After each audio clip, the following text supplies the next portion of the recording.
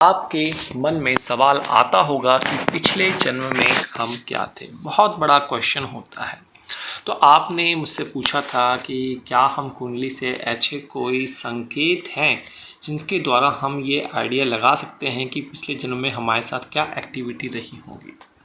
देखिए, इस संसार में जो भी इंसान जन्म लेता है, आप अपनी दशा और अंतरदशा उठा के देख सकते हैं। वह जो भी दशा अंतरदशा होगी जिस भी लॉर्ड की, उस लॉर्ड की डिग्री कभी भी जीरो नहीं होगी। कुछ ना कुछ अंश जरूर होगा। तो यह बताता है कि आप शून्य में पैदा नहीं हुए हैं, कुछ ना कुछ आप अपने जन्म से कैरी फॉरवर्ड लेकर आए हैं, चाहे आपकी कुंडली में वक्री ग्रह हैं या नहीं है। तो वर्तमान जीवन में जो भी आप अच्छा या बुरा कहते हैं या करते हैं किसी के साथ भी, उसका फल आपको अवश्य मिलेगा। कई बार आप कहते हैं कि यह तो इंसान बहुत गलत है, लेकिन इसको तो हमेशा वृद्धि हो रही है। देखिए, हर एक इंसान के लिए एक घड़ा डिसाइड है। जो कुंभ राशि है वो घड़ा है। उस घड़े में जब तक आपका पाप नहीं बढ़ जाता तब तक आपको फल मिलता रहता है, लेकिन जैसे ही वो पाप का घड़ा बढ़ता है, तो अगर आप इस ज़िंदगी को पार कर गए होंगे तो दूसरी ज़िंदगी में आपको, दूसरे जन्म में आपको ज़रूर उसका भोग भोगना पड़ेगा।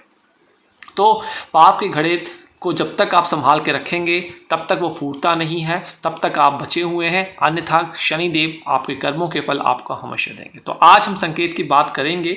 तो आज नोटिस कर लीजिए, एक एक करके मैं 10 संकेत यहाँ बताने वाला हूँ आपको, जो कि हमारे शास्त्रों में विद्यमान हैं, किताबों में लिखा भी हुआ है। तो देखिए, हमारे शास्त्रों में कहा गया है, जब कोई इंसान जन्म लेता है तो लग्न में, ये आपको बर्थ चार्ट देखना है, ये आपका लग्न हो गया।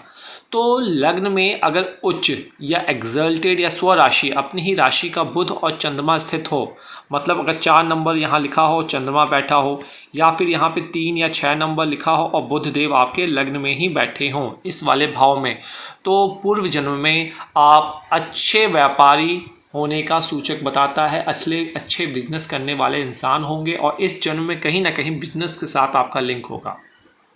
तो लग्न में बुध है तो वाणिक पुत्र होकर विविध क्लेशों से ग्रस्त भी था आपका जीवन, ये भी आप समझ सकते हैं चीज़ को। चलिए, तो लग्न में है तो भद्र योग भी बन जाता है एक तरीके से। चंद्रमा है, चंद्रमा से आप यह निकाल सकते हैं कि आप अच्छे बिजनेसमैन थे और इस वक्त किसी ना किसी बिजनेस से आप अवश्य अपनी ज़िंदगी में जुड़ेंगे। आइए, दूसरा नंबर क्या कहता है।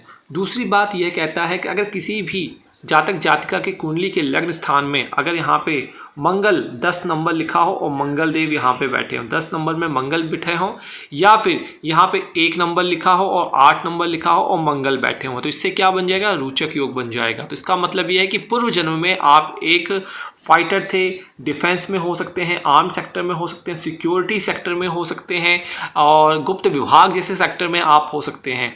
तो कहीं ना कहीं पूर्व जन्म में आप इससे संबंधित आप थे और इस जन्म में आपको क्रोध का स्वभाव होगा ही होगा, यह इसमें दो दाय नहीं है। चलिए आगे बात करते हैं नंबर 3 की। नंबर 3 क्या कहता है। नंबर 3 कहता है कि अगर किसी की कुंडली में 4 या इससे अधिक ग्रह उच्च की राशि व स्वराशि के हों, मतलब आपकी कुंडली में 4 ग्रह, या तो कहीं भी हो जाएं 4 ग्रह अपनी ही सेल्फ राशि में, अपनी ही राशि में, या फिर उच्च के हो जाएं लग्न चार्ट में, तो ऐसा माना जाता है कि आप अपनी उत्तम योनि को पूर्ण कर इस जन्म में आए हैं। उत्तम योनि का भोग कर आपने अपने जीवन को जन्म लिया है और इस जीवन में कुछ ना कुछ आपके कर्म जो हैं पेंडिंग है, उसको आपको करना है और समाज की भलाई के लिए करना है। चलिए, चौथे नंबर की हम बात कर लेते हैं। यदि कुंडली में, चौथे नंबर की बात, यदि कुंडली में 4 या इससे अधिक ग्रह नीच के हों, यहाँ तो आपने बात कर ली उच्च की, अगर नीच के ग्रह हों, वो कोई भी भाव हो आपके 4, इस 12 भाव में कोई भी भाव हो और 4 ग्रह नीच के हों, तो डेफिनेटली है कि निश्चय रूप से आपने आत्महत्या की होगी। हाल में ही आपने देखा होगा बहुत सारे सेलिब्रिटीज़ हैं जो इस तरीके की टेंडेंसी अपनाते हैं, तो कहीं ना कहीं उनके पिछले जन्म का कुछ ऋण था और वो जिस जन्म में जाएंगे आगे तो उनकी कुंडली में डेफिनेटली यह इस तरीके की कंडीशन अवश्य बनती हुई होगी। आइए 5 नंबर की बात कर लेते हैं। 5वां नंबर क्या कहता है। 5वां नंबर कहता है, यदि किसी की कुंडली में लग्न में ही अगर यहीं पे ही गुरु बैठ जाए, जुपिटर बैठ जाए लग्न में ही, तो माना जाता है कि जन्म लेने वाला जो जातक होगा, जो जातिका होगी, बहुत धार्मिक स्वभाव का था पिछले जन्म में। तो पिछले जन्म में अच्छे कार्मिक कर्म किए थे, स्पिरिचुअल थे। तो उच्च का गुरु होकर अगर लग्न को देखें, अगर यहाँ पे गुरु नहीं है और 4 नंबर यहाँ पे गुरु बैठा हुआ है, या 4 नंबर यहाँ लिखा हो गुरु बैठा हो, या फिर 4 नंबर यहाँ लिखा हो गुरु बैठा हो उच्च का होकर, तब भी ये दिखाता है कि आप धर्मात्मा थे, विवेकशील थे, साधु और तपस्वी इंसान थे और आपने अपने मोक्ष की तरफ पैर रखा, लेकिन मोक्ष को पूर्णतः प्राप्त नहीं किया। तो इस ज़िंदगी में आप आए हैं तो आप स्पिरिचुअलिटी के थ्रू आगे मोक्ष की तरह इस साइकिल को पार करेंगे। आइए आगे बात करते हैं 6 नंबर की। 6 नंबर क्या कहता है? अगर आपकी कुंडली का जो त्रिक भाव होते हैं, कौन सा?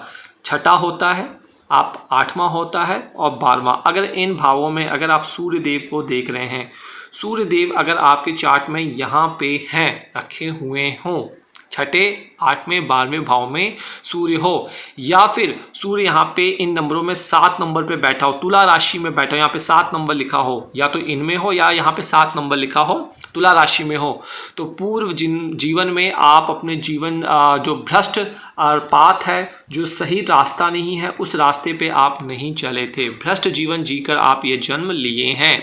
आप करप्टेड हो सकते हैं, गलत आचरण कर सकते हैं, किसी का दुल दिखाया हो सकता है और किसी के पैसे मारे हो सकते हैं, बीमारी के वक्त किसी की हेल्प नहीं की हो, इस तरीके की ये कंडीशन बनती हुई नज़र आती है। चलिए 7वें नंबर की बात कर लेते हैं। 7वां पॉइंट क्या कहता है? यदि आपके लग्न में और 7वें भाव में शुक्र ग्रह है, वीनस अगर आपका इन दोनों में से किसी एक भाव में है, तो ये इसका कंसीडर किया जाता है कि पूर्व जन्म में जीवन के सभी सुखों को भोगने वाला आप इंसान थे। तो सभी सुख, हैप्पीनेस जो है वो आप जिए हैं पिछली ज़िंदगी में, तो यह शुक्र आपको इस बात की पूर्ति करता है। कहीं ना कहीं उसका प्रभाव इस जन्म में भी आपको देखने को मिलेगा, शुक्र आपका अच्छा होगा। आइए 8 नंबर की बात कर लेते हैं। अगर कुंडली के लग्न में 11वें भाव में और 7वें भाव में और 4थे भाव में, इन सभी भाव में शनि देव हैं, शनि देव अगर आप कुंडली के पहले, दूसरे, 7वें और 11वें भाव में बैठे हैं, तो पूर्व जन्म में आपने कुछ ना कुछ जो कर्म किए हैं वो अच्छे नहीं किए हैं, पाप पूर्ण कर्म किए हैं। किसी जीव की हत्या जैसे कर्म भी आप कर सकते हैं, चाहकर या ना चाहकर। तो पाप से संबंधित कार्यों में आप लिप्त थे। आइए 9वें भाव की बात करते हैं कि 9वां पॉइंट क्या कहता है। यदि किसी की कुंडली के लग्न में और 7वें भाव में राहु, अक्सर आपने देखा होगा कि राहु केतु का समावेश होता है, तो आपकी मृत्यु के बारे में बताता है। स्वाभाविक रूप से नहीं हुई होगी, उसके पीछे कोई छल रहा होगा या बीमारी रीज़न बनी होगी। आप अपनी पूरी ज़िंदगी को जिए नहीं होंगे। क्यों? क्योंकि आपने कुछ गलत कार्य किया होगा जिसकी वजह से आपको अकाल मृत्यु जैसी, एक्सीडेंट जैसी चीज़ें हुई होंगी। इस ज़िंदगी में उसका भोग आप करेंगे। कहीं ना कहीं आपकी शादी डिले हो सकती है, अर्ली शादी करेंगे तो उसमें डिवोर्स जैसी चीज़ें भी आ सकती है अगर कुंडली मिलाना आपने ना किया हो। आइए अंतिम संकेत की बात करते हैं। 10 नंबर का संकेत क्या करता है? अगर कुंडली के 12वें भाव में सूर्य, 5वें भाव में गुरु और 12वें भाव में शुक्र हो, सूर्य, गुरु और शुक्र इन भावों में है, तो माना जाता है कि आप अच्छे लोगों के संपर्क में थे और आप एक धर्मात्मा की दृष्टि में थे और एक स्पिरिचुअल इंसान पिछले जन्म में थे और लोगों की मदद करने वाले थे। तो यह जन्म जो आपने लिया है, लोगों की सहायता आप अवश्य इस ज़िंदगी में करेंगे। तो ये सिंपल सा तथ्य था जो मुझे लगा कि आपके साथ शेयर करना चाहिए। आपने पूछा था हम क्या क्या देख सकते हैं, तो ये चीज़ें आप नोटिस कर सकते हैं और अपने ऊपर अप्लाई कर सकते हैं। किसी के चार्ट आप पढ़ रहे हैं तो आप वहाँ पे अप्लाई कर सकते हैं। अंत में जाते जाते हम पास्ट लाइफ के ऊपर भी सीरीज़ बना रहे हैं और बहुत आपको पसंद आ रही है। हिंदी और अंग्रेजी दोनों मीडियम में है। तो देखिए, जिस दिन अगर आपके कमेंट नहीं मिल रहे हैं, जिस दिन आप वीडियो देख रहे हैं उस दिन आप कमेंट डालते हैं तो आपके 80% चांस बढ़ जाते हैं रिप्लाई को प्राप्त करने का। अंत में जाते जाते कोई सहायता चाहिए तो ज्योतिष घर वैदा ऐप डाउनलोड कर सकते हैं और हमारी वेबसाइट से हमसे संपर्क कर सकते हैं।